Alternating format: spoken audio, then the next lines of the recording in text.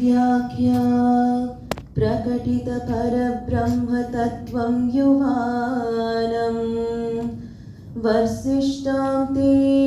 वसदृशिगणैः आवृतं ब्रह्मनिष्ठैः आचार्येन्द्रं करकलितचिन्मुद्रमानन्दमूर्तिं स्वात्मा रामं मुदितवदनं दक्षिणामूर्तिमीढे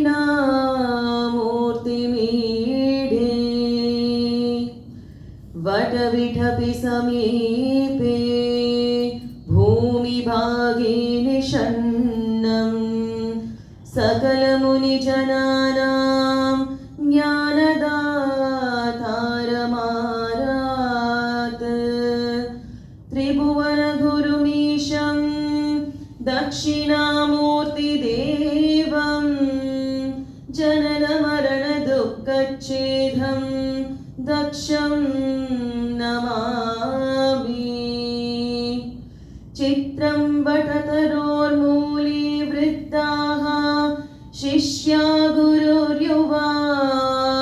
गुरोस्तु मौनं व्याख्यानं शिष्यास्तु स्थिन्न संशयाः निधये सर्वविद्यानां भिषजे भवरोगिणां गुरवे सर्वलोकानां दक्षिणामूर्तये नमः। ॐ नमः प्रणवार्थाय शुद्धज्ञानैकमूर्तये निर्मलाय प्रशान्ताय दक्षिणामूर्तये नमः। विश्वं दर्पणदृश्यमाननगरीतुल्यं निजान्तर्गतं पश्यन्नात्मनि मायया बहिरिवोद्भूतं यथा निद्रया यः साक्षात् कुरुते प्रबोधसमये स्वात्मानमेवाद्वयं तस्मै श्रीगुरुमूर्तये नमः इदं श्रीदक्षिणामूर्तये।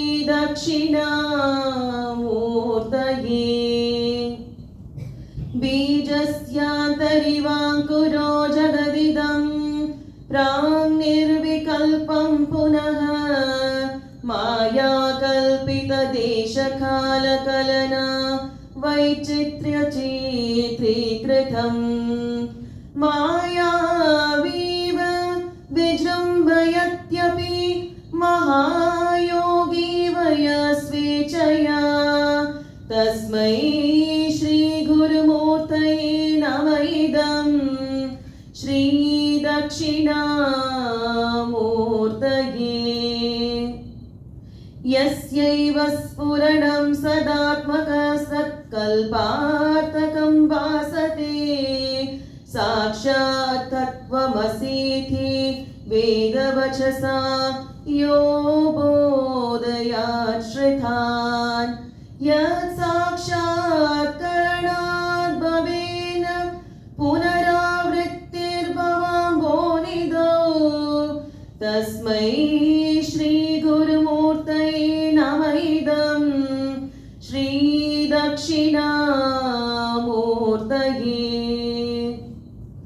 नानाचित्रघटोदरस्थितमहादीप्रभा भास्वरं ज्ञानं यस्य तु चक्षुराधिकरणद्वारा वही स्पन्दते जानामीति तमेव भान्तमनुभात्ये तत्समस्तं जगत् तस्मै श्रीगुरुमूर्तये नमः इदं श्रीदक्षिणामूर्तये।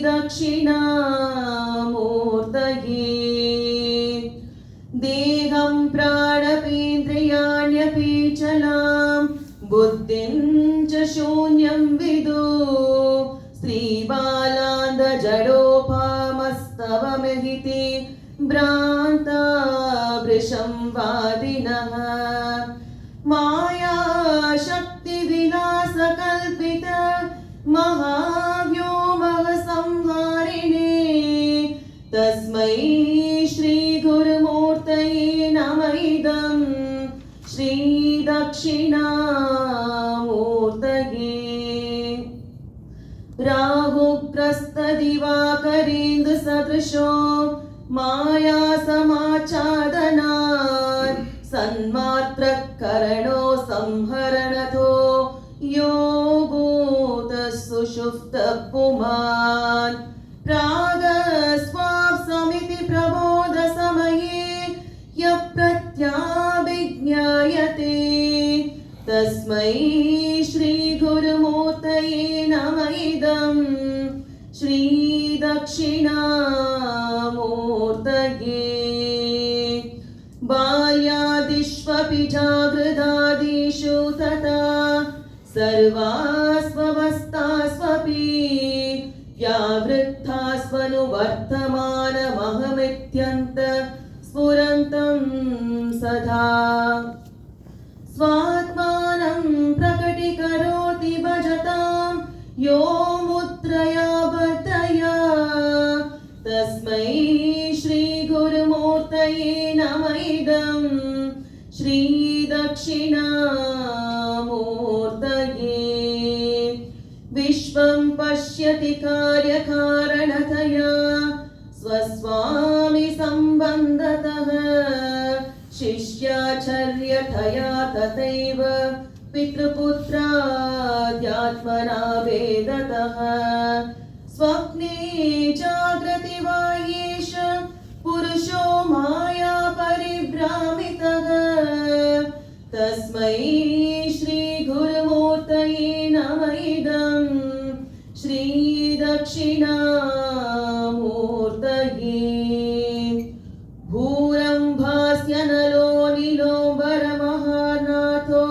हिमांशुः पुमान् इत्याभाति चराचरात्मकमिदं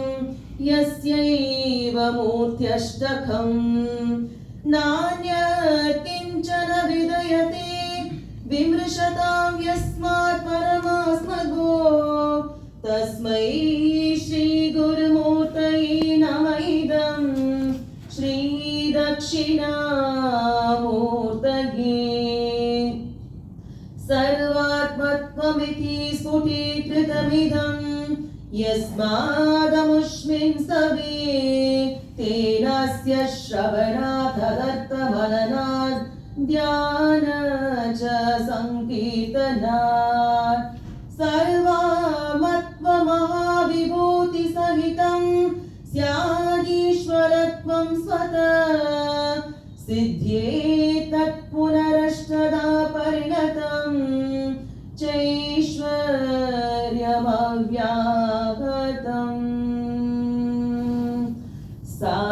साक्षात् श्री आदिशक्ति